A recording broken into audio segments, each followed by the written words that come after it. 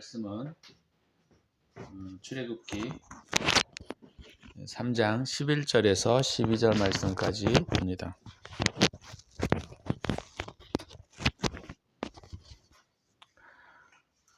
출애굽기 3장 11절에서 12절 말씀 제가 봉독해 드리겠습니다. 모세가 하나님께 아뢰어 내가 누구이기에 바로에게 가며 이스라엘 자손을 애굽에서 인도하여 내리이까. 하나님이 이르시되 내가 반드시 너와 함께 있으리라. 네가 그 백성을 애굽에서 인도하여 낸 후에 너희가 이 산에서 하나님을 섬기리니 이것이 내가 너를 보낸 증거니라. 아멘. 오늘 본문의 말씀을 중심으로 해서 올바른 정체성이라는 제목을 가지고 함께 말씀을 나누고자 합니다. 잘 지내셨죠? 평안하셨습니까?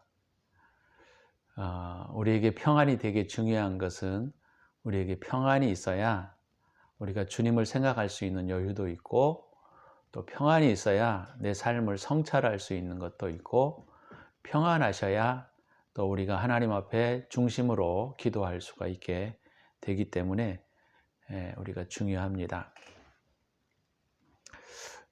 오늘 그 본문의 말씀을 통해서 우리가 사람의 정체성이라고 하는 부분들이 무엇인가에 대한 이야기들을 나누었으면 좋겠습니다.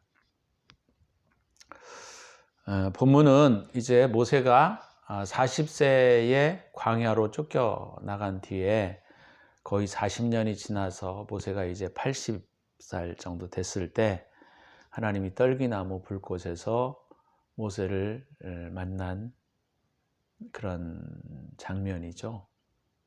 모세가 하나님을 만났습니다. 우리가 생각할 때에는 모세가 40년 전에, 그러니까 모세가 40세 때에 하나님을 만났을 때에는 열정의 하나님이었어요. 그 다음에 의지의 하나님, 그런 하나님이었죠. 근데 오늘 모세는 하나님께서 이제 내가 너를 통해서 애굽에서 이스라엘 백성들을 구원해 내겠다라고 말하시면서 하나님이 모세를 보내는 장면이 우리에게 오늘 본문에서 볼 수가 있습니다. 모세는 만약에 40세 때 하나님이 나타나셨다고 한다면 당연하죠. 나처럼 하나님의 나라를 위하여 열심히 있는 자가 누가 있습니까? 나는 목숨을 버리면서 지금 주의 나라를 위해서 일하려고 합니다. 이렇게 아마 했을 것 같아요. 그런데 40년 가운데 모세가 광야에서 지나고 난 다음에 그는 의외의 대답을 합니다. 오늘 본문 11절에 보게 되면 하나님께 아뢰되 내가 누구이기에 바로에게 가고 이스라엘 자손을 애굽에서 인도하여 낼 수 있겠습니까? 이렇게 하나님께 반문하는 것을 우리가 보게 됩니다. 우리가 이런 장면을 통해서 모세가 40년을 통한 허상의 자라고 하죠. 허상의 자. 어떤 면에서는 뭐죠? 그 잘못된 자기의 정체성이죠.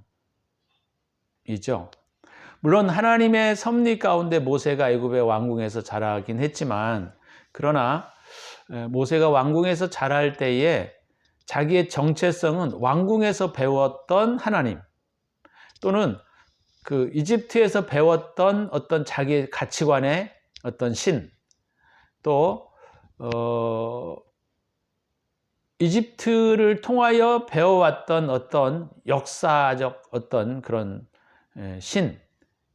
물론 그가 하나님을 믿기는 했지만 그런 자기의 생각과 자기의 어떤 신학과 자기의 가치관 속에 갇혀져 있는 하나님을 만났을 겁니다.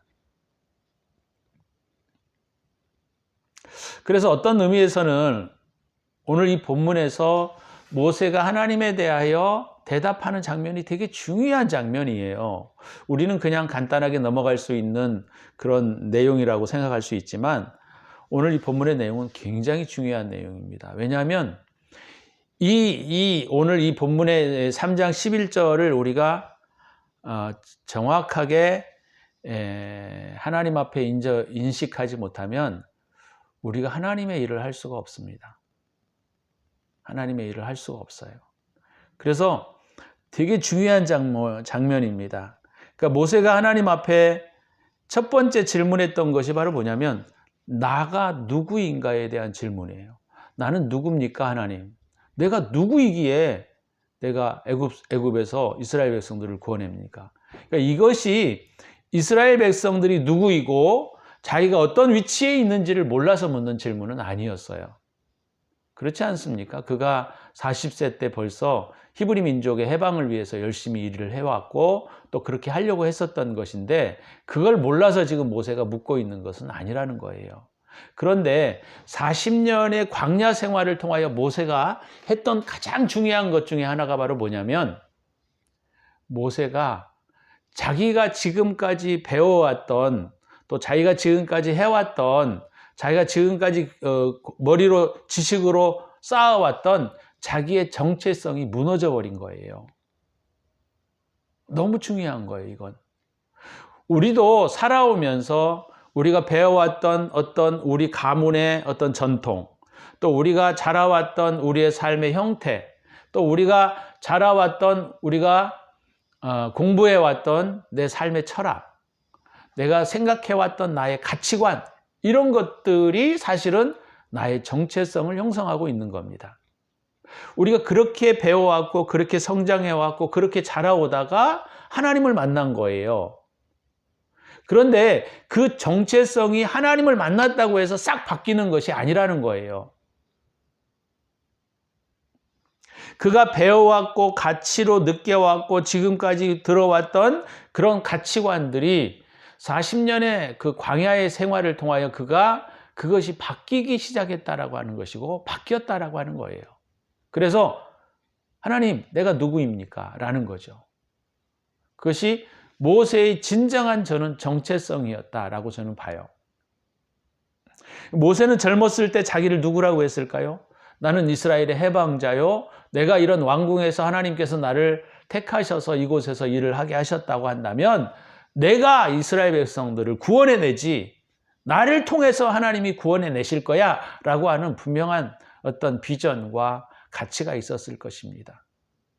그런데 그가 40년의 광야의 생활을 통하여 그가 가지고 있었던 그런 정체성이 다 문제가 있는 것은 아니겠지만 어느 정도 허상이었다라는 사실을 알게 된다라고 하는 것이죠. 그래서 이 장면이 너무너무 중요하다라고 하는 거예요. 이런 장면이 없으면 우리는 신앙생활이 잘 되지를 않아요. 내가 누구인지, 내가 무엇하러 교회를 가는지, 내가 무엇 때문에 내가 모든 우리의 삶의 우선순위를 하나님께 둘 수밖에 없는지에 대한 명확한 인식이 되어 있지 않으면 우리는 하나님도 섬기고 세상도 섬기고 하나님도 내가 생각하고 내가 만들어 놓고 내가 정체성으로 바라왔던 그 하나님을 섬길 수밖에 없는 것입니다. 그게 무서운 거예요. 내가 만들어 왔고 내가 형성해 왔고 내가 세워왔던 하나님이 진정한 하나님은 아니라는 거예요.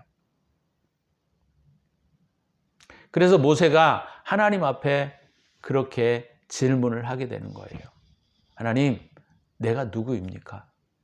다른 표현으로 말하면 나의 정체성이 무엇입니까? 라는 것이죠. 저와 여러분들도 마찬가지예요. 저와 여러분들이 하나님 앞에 진정성 있게 서서 우리가 하나님 앞에 나의 정체성에 대하여 질문하지 않게 되면 우리는 모세처럼 과거의 우리의 어떤 신앙인들처럼 우리도 그런 하나님을 만들어 섬길 수밖에 없게 된다라고 하는 것이죠. 그래서 모세가 이 떨기나무 불꽃에서 만나는 이 장면은 너무너무 중요한 장면이에요. 우리도 그런 장면들이 우리의 인생과 삶에서 있어야 돼요. 저와 여러분들이 오늘 이 메시지를 들으시면서 하나님 앞에 나이브하게 내가 만들어 놓은 하나님이 아니라 그분 하나님을 내가 만나셔야 합니다. 그 하나님의 존재에 대해서 우리가 만나야 되는 거예요. 그것이 만나지지 않으면 우리는 내가 배워왔던 하나님, 내가 세워왔던 하나님, 내가 만들어왔던 어떤 나의 가치관적인 하나님에 대하여 섬길 수밖에 없게 되는 것이죠. 여러분은 모세처럼 하나님 앞에 진정성 있게 그런 질문을 해본 적이 있습니까? 나는 하나님 앞에 누구인가? 나는 과연 하나님 앞에 어떠한 존재인가? 나의 정체성에 대한 부분들을 하나님 앞에 고민하고 그런 하나님을 만난 적이 있느냐 이 말이에요. 그것을 만나지 않으면 우리는 쓸데없는 것에 마음을 빼앗기고 살아갈 수밖에 없습니다.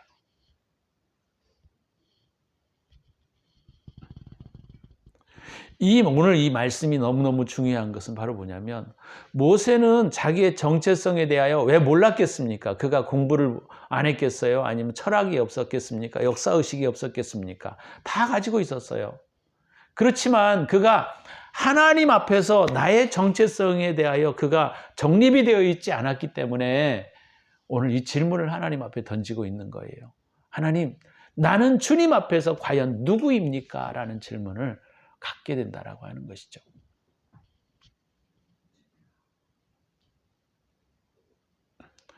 저와 여러분들이 반드시 이 장면이 우리의 인생 가운데 있으셔야 합니다. 오늘 말씀을 들으실 때에 이거를 한 번만 듣지 말고 여러 번을 들으시면서 나는 하나님 앞에서 어떤 존재인지, 나의 정체성이 뭔지에 대한 부분들을 반드시 질문하셔야 되고 그것에 대한 그 질문에 대한 해답을 여러분들이 들으셔야 합니다. 그래야 우리의 삶이 바뀌게 되어 있어요. 그래야 우리의 인생이 바뀌게 되어 있습니다.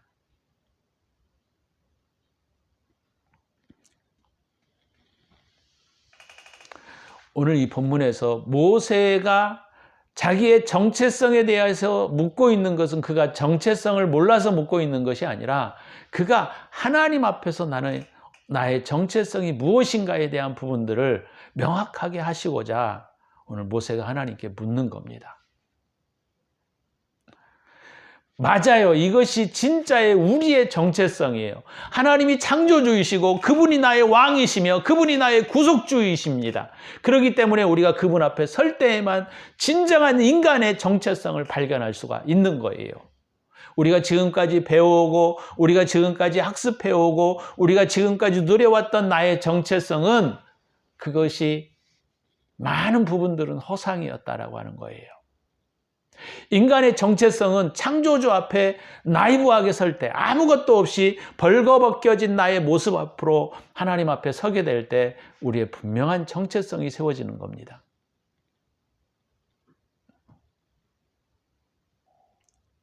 그래서 오늘 하나님 앞에 설 때 저와 여러분들이 나는 과연 누구입니까? 라는 질문을 하나님 앞에 드려야 한다는 거예요. 하나님 앞에 서게 될 때 우리가 과연 누구인지, 우리가 무엇을 위해서 살아가야 할 존재인지, 우리가 어떤 일들을 하고 살아가야 할 존재인지에 대한 명확한 부분들이 나타나게 되어 있다는 것입니다. 그렇지 않고 내가 그냥 지금까지 배워왔고 지금까지 누려왔고 지금까지 세워왔던 그런 정체성으로 여러분들이 살아간다고 하면 그러면 제가 생각할 때 하나님을 한 10분의 1 정도만 믿는 그런 하나님으로 우리가 섬길 수밖에 없게 된다는 것이죠. 그래서 오늘 이 장면을 통해서 우리가 하나님 앞에 한번 이렇게 서봤으면 좋겠어요, 여러분들이. 나는 하나님 앞에 과연 어떠한 존재인지.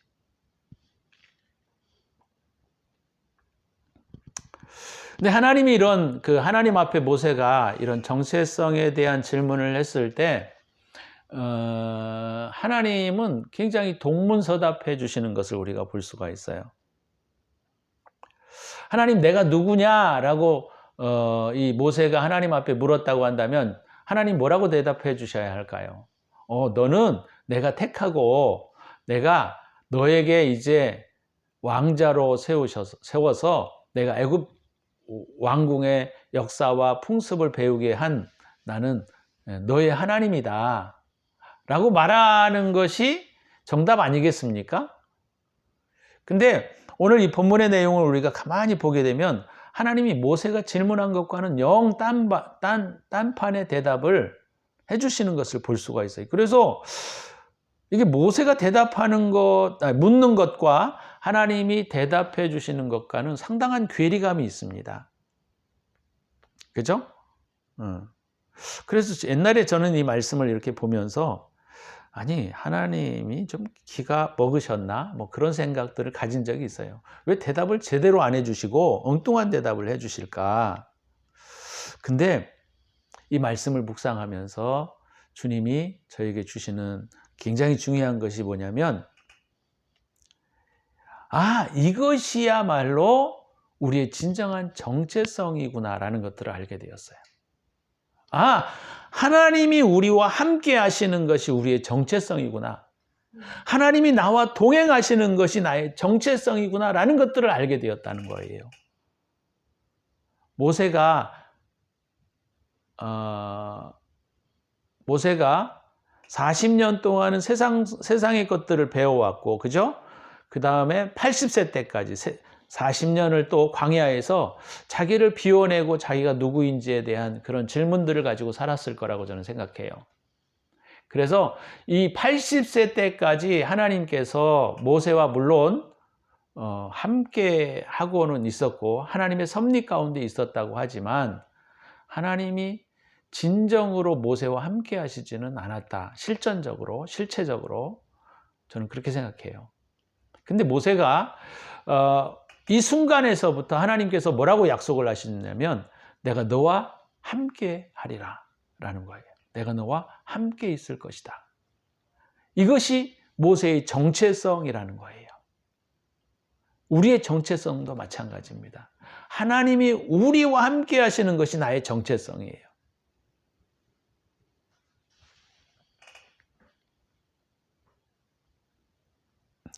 그래서 우리의 정체성은 무엇을 배워서 만들어진 우리의 정체성이 중요한 것이 아니고 하나님이 나와 함께 하시는 것이 나의 정체성이 될 수 있습니다.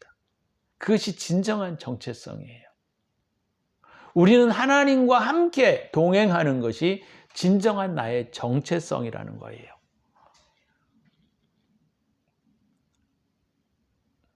그래서 하나님 앞에 모세가 하나님 내가 누구이기에 내가 이런 일을 합니까? 너의 정체성은 내가 너와 함께 할 거야 라는 것이 하나님의 대답이었다라고 하는 것이죠. 되게 중요한 의미를 갖게 되는 것입니다.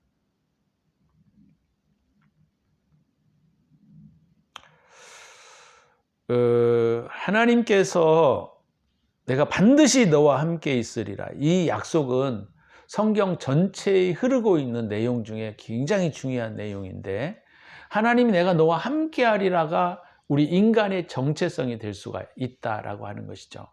그래서 하나님은 자기 아들이신 예수 그리스도를 이 땅에 보내실 때 지저스, 구원자, 호세아라는 말로 그의 이름을 붙였지만 그의 별칭이 있습니다. 별칭이.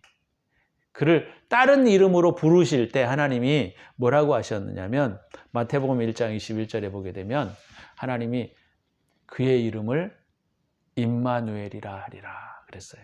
이를 번역한즉 하나님이 우리와 함께 하시다 그런 뜻이었대요.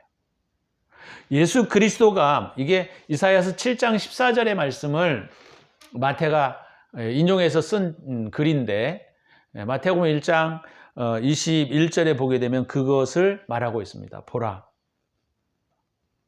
처녀가 잉태하여 아들을 낳을 것이요 그의 이름을 임마누엘이라 하리라. 그의 이름을 임마누엘이라 하리라. 임마누엘, 엘, 임마누, 우리와 함께 하시는 엘, 하나님. 임마누엘, 우리와 함께 하시는 하나님이시다라는 거예요. 그래서 하나님께서는 우리와 함께 하시는 그 하나님이 인간의 중요한 정체성이라는 사실들을 누누이 강조하고 있습니다. 마태복음 1장에서도 그 부분을 강조하고 있는 것이죠. 그의 이름을 예수라 하라.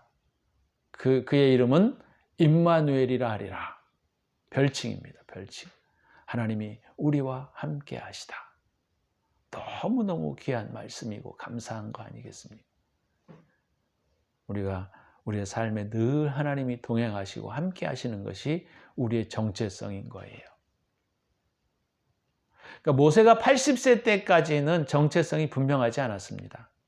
그러나 모세가 80세 이후부터 하나님이 내가 너와 함께 할 거야, 그것이 모세의 진정한 정체성이었다라고 하는 것이죠. 그래서 저와 여러분들이 오늘 이 본문을 통해서 그것을 배우셔야 합니다. 하나님이 나와 동행하시는 삶이 우리의 가장 중요한 정체성을 찾는 것이다 라는 것이죠. 하나님은 이스라엘 백성들을 구원해 내신 다음에 또 한 가지를 오늘 더 말씀하고 계십니다. 12절에 보시면 하나님이 이르시되 내가 반드시 너와 함께 있으리라. 이것이 모세가 하나님께 대하여 내가 누구인데 내가 이스라엘 백성들을 구원하러 갈까요? 그랬더니 내가 너와 함께 하는 것이 너의 정체성이야 라고 대답을 해주셨고, 두 번째로는 그 백성들의 그 정체성에 대한 이야기들을 또 가지고 합니다. 그러니까 또 다른 정체성이겠죠. 그것이 12절 후반부에 보게 되면 그 백성을 애굽에서 인도하여 낸 후에 너희가 이 산에서 하나님을 섬기리니 그랬어요. 섬기리니, 이 아바드라는 단어입니다. 히브리어의 아바드라고 하는 단어는 원래 이제 이 조옹이라는 단어도 있고 그 뜻 의미가 예배라는 단어도 있어요. 그래서 하나님을 섬긴다라고 했을 때 하나님을 예배하다라는 겁니다. 그래서 그 하나님께서 모세가 내가 누구입니까? 라고 했을 때 모세에게 직접적인 대답은 아니지만 내 백성들이 가져야 할 정체성에 대한 부분들을 또 가르치고 계시는 거예요. 내 백성이 이 산에서 나를 섬겨야 한다라고 하는 것이죠. 그것이 바로 뭐냐면 지금으로 말하자면 하나님을 예배하는 자로 하나님은 우리의 정체성으로 부르신다는 거예요. 그래서 예배가 중요합니다. 보통 예배라고 하면 여러분들이 착각하시는 게 뭐냐면 교회에 가서 헌금 드리고 예배 시간을 지키는 것이라고 여러분들이 생각하실 수가 있는데 예배라고 하는 의미는 그런 의미가 아니에요. 물론 그것도 포함되지만 그것을 의미하는 것이 아닙니다. 요한복음의 4장에 보시면 예수님이 그 갈릴리에서 유대로 내려가려고 할 때 사마리아 땅을 지나가게 됩니다. 근데 그 사마리아 땅을 지나가게 될 때 수가성 여인을 만나게 돼요. 그러면서 거기에서 예배에 대한 논의가 시작됩니다. 여러분들이 그 내용은 한번 가서 읽어보시고 거기 보게 되면 사마리아 여인이 야곱의 우물가에서 예수님께 물을 떠주신 다음에 예수님께 그래요. 라비여, 우리의 조상들은 여기가 하나님을 예배하는 장소라고 알고 있고 이 야곱의 우물들이 있어서 우리의 조상이 여기에서 예배하고 여기에서 생명을 얻었기 때문에 우리는 이곳에서 예배를 한다고 하는데 유대인들은 자꾸 예루살렘에서 예배를 하라고 하더이다. 어떤 것이 맞습니까? 라고 예수님께 질문을 해요. 그때 예수님은 뭐라고 말씀하셨냐면 사마리아 너도 틀렸고 유대인 너희들도 틀렸다라고 말하고 있어요. 둘 다 틀렸다는 거예요. 그래서 그 예배에 대한 그 개념을 장소적 개념에서 어떤 개념으로 바꾸시느냐면 예배하는 자의 마음의 태도에 대해서 말씀하고 있습니다. 그래서 뭐라고 얘기를 하느냐면 요한복음 4장 24절에 보게 되면 하나님은 마지막 때에 예배하는 자를 찾으신다. 그렇게 말씀하시면서 예배하는 자는 영과 진리로 예배할지니라. 그렇게 말하고 있습니다. 다른 표현으로 말하면 성령과 진리로 예배하는 자를 찾으신다는 거예요. 그러니까 예배하는 자는 영과 진리로 예배해야 된다는 거예요. 영이라고 하는 것은 지지난주에 제가 말씀을 드렸던 영을 따라 행하는 삶에 대한 이야기예요. 그래서 성령 안에 사로잡혀 예배하는 삶을 말합니다. 그래서 예배하는 것은 장소적 개념이 아니고 마음의 상태에 대하여 말하고 있다는 사실을 우리가 이해하셔야 돼요. 그래서 교회에서 말할 때 교회가 예배 장소는 될 수 있지만 예배 당은 될 수 있지만 거기에서 꼭 예배를 드린다고 예배가 되는 것은 아니고 거기에서 엉뚱한 생각하고 다른 생각하고 그러면 그건 예배가 아니에요. 하나님 앞에 나아가서 우리가 예배할 때에는 하나님의 영에 사로잡혀서 영을 따라 사는 삶의 속에서 성령의 충만함 속에서 우리가 예배하는 것이 진정한 예배라는 거예요. 그래서 예배라고 하는 것을 사마리아 여인이나 유대인들이 생각할 때에는 장소적 개념으로 이해했어요. 물론 유대인들은 예루살렘이라고 하는 예루살렘 성전 거기에서 예배를 드렸죠. 근데 그게 되게 중요한 의미가 있습니다. 구약에서는. 근데 신약에 와서 예수님이 이것을 확 바꾸셔요. 어떻게 바꾸시느냐면 장소적 개념에서 마음의 상태로 바꾸십니다.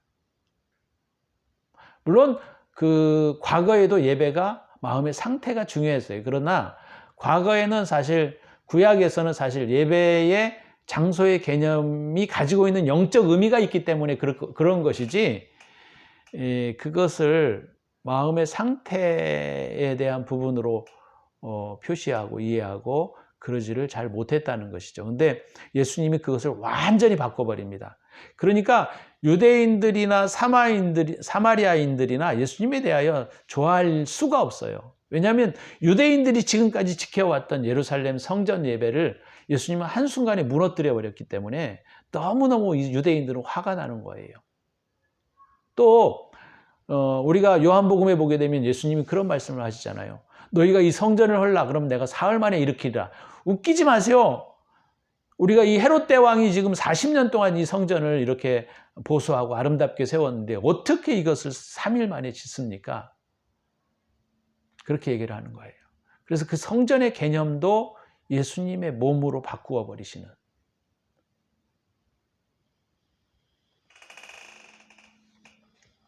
자, 그래서 오늘 이 정체성, 우리 사람의 정체성은 두 가지입니다.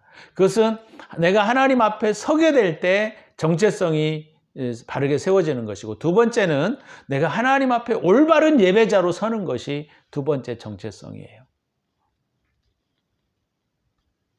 그래서 우리의 정체성은 올바른 예배자로 설 때 온전히 이루어지는데, 올바른 예배자라고 할 때 이걸 장소적 개념으로 착각하시면 안 된다 그랬어요. 제가 분명히 말씀드립니다. 이것은 장소적 개념이 아니라 마음의 개념이다. 심령의 상태의 개념이다라는 거예요.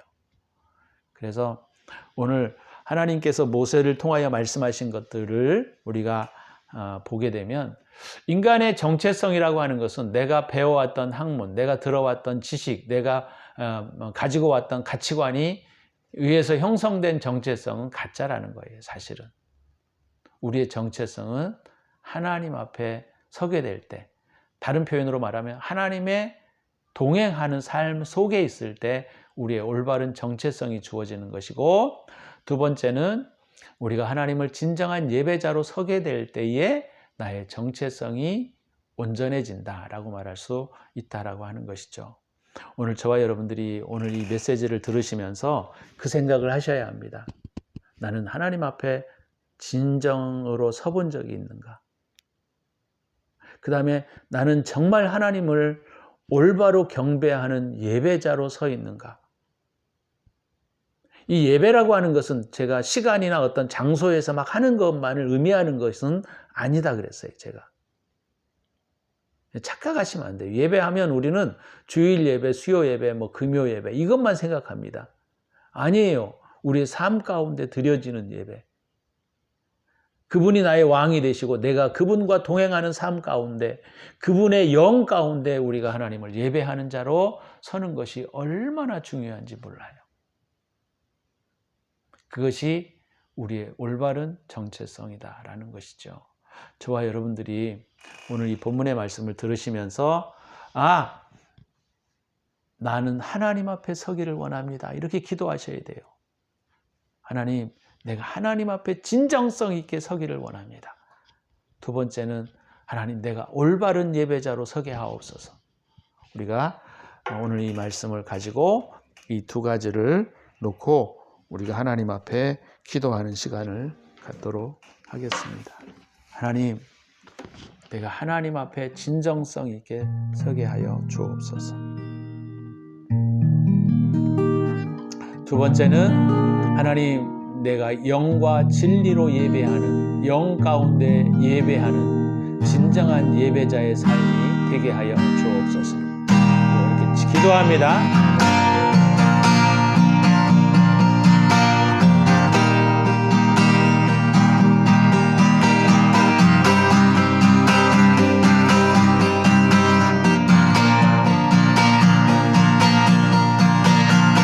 예배하는 자로 서게 하옵소서.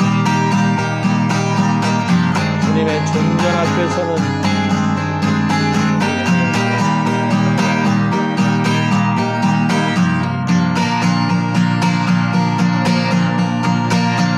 주님을 경배합니다. 주님을 찬양합니다. 오, 주님을 예배합니다. 나의 왕이신 주님, 나의 생명의 능력이신 주님을 찬양합니다. 할렐루야.